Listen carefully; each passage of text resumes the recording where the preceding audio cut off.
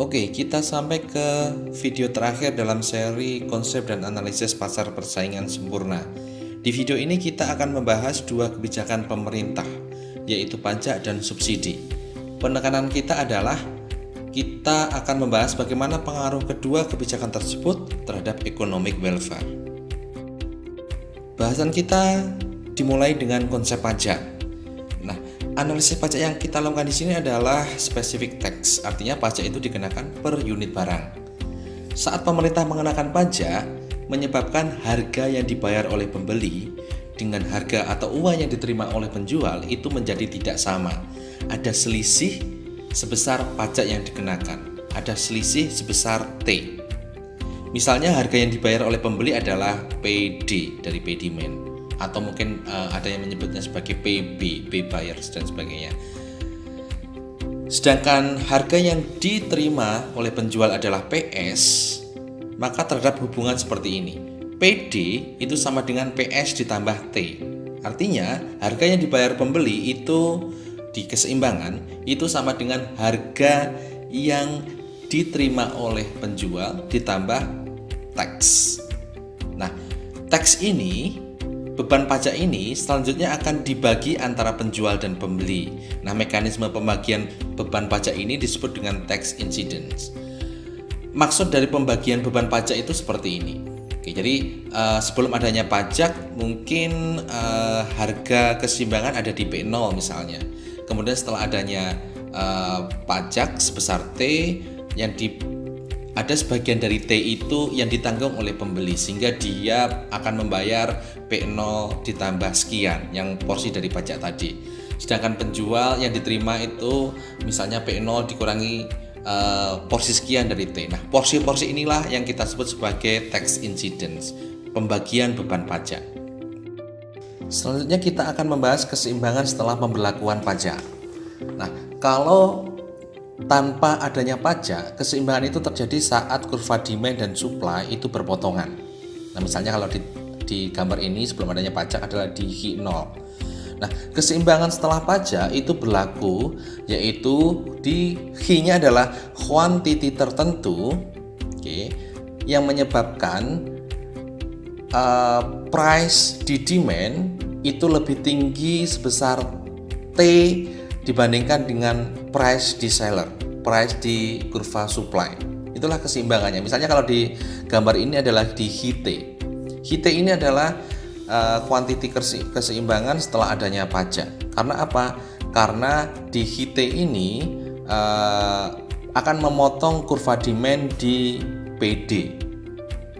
Sedangkan HT ini merupakan mencerminkan supply, harga di kurva supply di PS, dan PD dikurangi PS itu adalah tax, dan inilah keseimbangannya. Oke. Di sini kita bisa menarik kesimpulan keseimbangan setelah pemberlakuan pajak adalah kuantiti yang diperdagangkan menurun dari H0 menjadi HT. Kemudian pembeli akan membayar harga yang lebih besar daripada sebelumnya. PD lebih besar daripada P0. Penjual menerima harga yang lebih rendah dari sebelumnya. PS lebih rendah daripada P0. Tetapi pemerintah akan memperoleh pendapatan pajak tertentu atau tax revenue tertentu. Selanjutnya kita akan membahas tax incidence. Tadi kita sudah sempat menyinggung. Tax incidence ini adalah pembagian beban pajak. Oke. Nilai beban pajak yang ditanggung oleh penjual dan pembeli itu akan tergantung nilai elastisitas. Nilai elastisitas dari kurva permintaan dan kurva penawaran. Semakin inelastis, beban pajak yang ditanggung akan semakin besar. Misalnya, jika permintaan inelastis, sedangkan penawarannya elastis. Permintaan adalah sisi pembeli, permintaan yang inelastis, maka pembeli akan menanggung beban pajak yang lebih besar. Contoh gambarnya adalah yang di sebelah kanan atas. Lihat, dari teks sekian, porsi yang ditanggung oleh pembeli yang menyebabkan harga yang dia bayarkan itu lebih tinggi dari sebelum pajak, itu porsinya lebih gede, lebih tinggi daripada porsi penurunan harga yang diterima oleh penjual. Oke, lihat di gambar sebelah kanan yang atas. Nah, permintaan inelastis dengan penawaran elastis ini mungkin kalau kita bagi dari elastisitasnya, maka ED dibagi ES itu nilainya kecil. Sebaliknya, jika penawarannya inelastis, sedangkan permintaannya elastis, maka penjual akan menanggung beban pajak yang lebih besar. Contohnya adalah gambar sebelah kanan yang bawah. Oke, kita lihat kurva supply-nya inelastis, demand-nya lebih elastis. Jadi perlu kita refresh lagi ya, kurva yang inelastis itu tegak, kurva yang elastis itu cenderung mendatar. Oke, jika elastisitasnya sama maka pajak akan ditanggung sama besar antara penjual dan pembeli. Nah, ini adalah rumusan kasarnya. Porsi pajak yang ditanggung oleh pembeli berdasarkan nilai elastisitas permintaan dan penawaran tadi secara kasar dirumuskan sebagai berikut.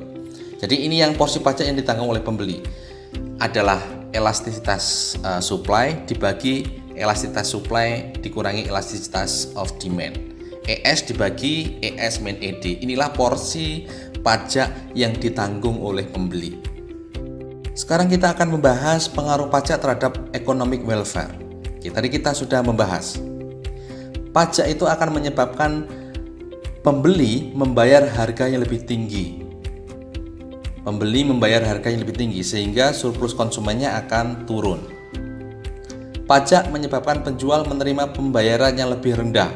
Ini lebih tinggi lebih rendahnya dibanding dengan sebelum pengenaan pajak. Sehingga surplus produsennya akan turun. Surplus konsumen turun, surplus produsen turun. Namun, pemerintah akan menerima tax revenue. Oke, jadi dari sisi konsumen rugi, dari sisi produsen rugi, tetapi dari sisi pemerintah untung. Nah, efek total terhadap perekonomian, terhadap economic welfare seperti apa?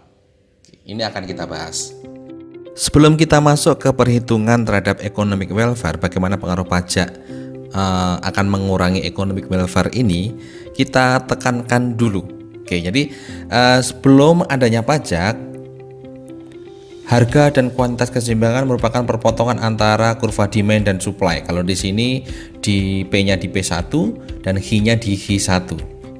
Setelah adanya pajak sebesar T, itu akan menyebabkan H berkurang ke H2. Nah, H2 ini merupakan H di mana price yang dibayarkan oleh pembeli dikurangi dengan price yang diterima oleh penjual, itu nilainya sebesar tax. Jadi sekarang H-nya di H2, terjadi penurunan output yang dijual belikan di pasar. Harga yang dipilih oleh pembeli kalau di gambar ini di PB, sedangkan harga yang diterima oleh penjual ada di PS. Oke, itu konsepnya. Nah, pemerintah itu kemudian akan menerima pajak sebesar, kalau kita penerimaan pajak berarti nilainya adalah sebesar nilai tax itu, oke, T dikalikan dengan H yang dipajaki. Dari 0 ke H2 dikalikan dengan T. Jadi area yang segi 4B ditambah D inilah yang merupakan pendapatan pemerintah dari pajak. Oke, kita sudah sampai ke pemerintah, tapi kita lihat dari per unit ekonomi dulu. Dari sisi konsumen, tanpa pajak berarti surplus konsumen, area di bawah demand, di atas P, berarti ABC. Setelah adanya pajak, karena harga yang dibayar oleh pembeli sekarang di PB, maka surplus konsumennya di A, perubahannya di minus B tambah C atau minus B minus C. Dari sisi produsen, tanpa pajak berarti DEF, setelah pajak berarti F ditambah B ditambah D, karena kuantiti yang diperjualbelikan ingat di H2, batasnya di H2, maka perubahannya adalah minus D ditambah E. Sedangkan pemerintah mendapatkan revenue dari B tambah D, tadi saya sudah menyinggung perubahannya plus B tambah D. Total surplusnya adalah minus C ditambah E atau minus C minus E. C ditambah E inilah deadweight loss akibat pengenaan pajak. Oke, deadweight loss ini merupakan penurunan atau kehilangan surplus total karena distorsi pasar, dalam hal ini karena pajak. Nah, besarnya deadweight loss itu tergantung elastisitas permintaan dan penawaran. Oke, semakin elastis, semakin mendatar demand dan supply, deadweight loss-nya akan semakin besar. Oke, jadi ini dengan teks yang sama, dengan teks yang sama, nilai dead weight loss ini akan ditentukan oleh elastisitas permintaan dan penawaran. Semakin elastis, semakin mendatar demand dan supply, dead weight loss-nya akan semakin besar. Sekarang kita akan menganalisis hubungan antara DWL dengan tax revenue, hubungan antara dead weight loss dengan tax revenue. Saat pajak itu kecil, dead weight loss-nya kecil. Oke, seiring dengan bertambahnya pajak, dead weight loss-nya itu akan semakin besar. Itu sudah pasti. Semakin besar pajak, dead weight loss-nya semakin besar. Tetapi semakin besar T itu belum tentu akan menyebabkan tax revenue itu meningkat. Oke, mungkin awal-awalnya meningkat, tetapi lama-kelamaan akan turun. Oke, contoh ekstrimnya adalah saat tax revenue, saat taxnya misalnya 100%. Semua dikasih ke pemerintah, maka tax revenue-nya menjadi 0. Karena apa? Karena tidak ada insentif bagi masyarakat untuk bekerja misalnya.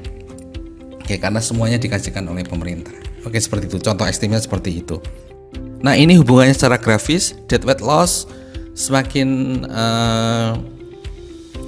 besar tax size, dead weight loss-nya semakin besar dengan penambahan yang geometris, artinya penambahannya semakin besar. Sedangkan tax revenue awalnya naik, tapi kemudian semakin besar tax size, tax revenue-nya justru akan turun. Oke, ini yang akan membentuk kurva lever. Jadi kurva lever adalah kurva yang menunjukkan hubungan antara tax size dengan tax revenue yang dikumpulkan oleh pemerintah. Jadi sekali lagi kurva lever menggambarkan hubungan antara tax rate atau tax size dengan tax revenue yang diterima oleh pemerintah. Saat tax rate atau tax size-nya 0, total pendapatan pajak juga 0 karena tidak ada pajak yang dibungut oleh pemerintah.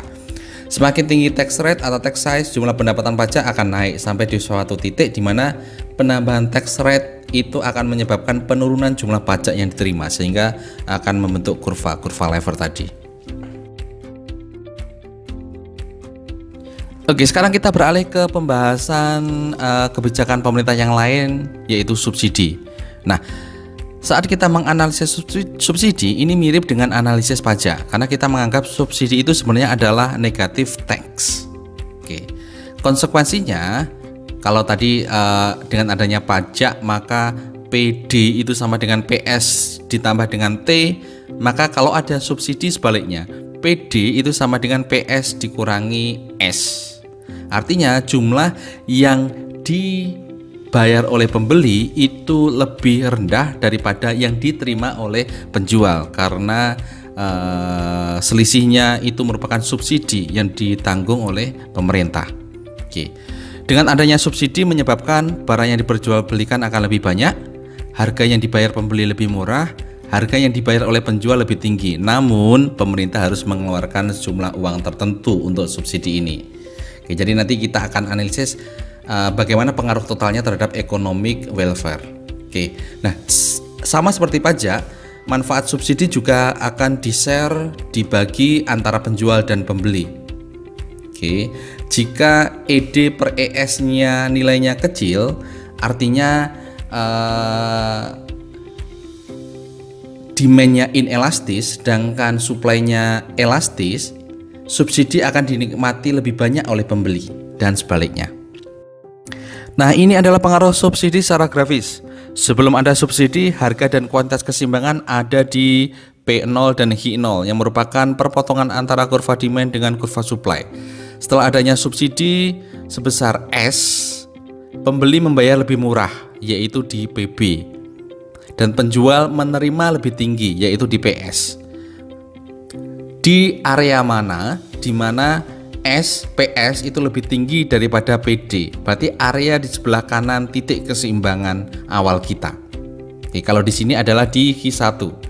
H1 ini adalah H yang menyebabkan PS itu lebih tinggi sebesar S, sebesar subsidi dibandingkan dengan P yang dibayar oleh pembeli, PB.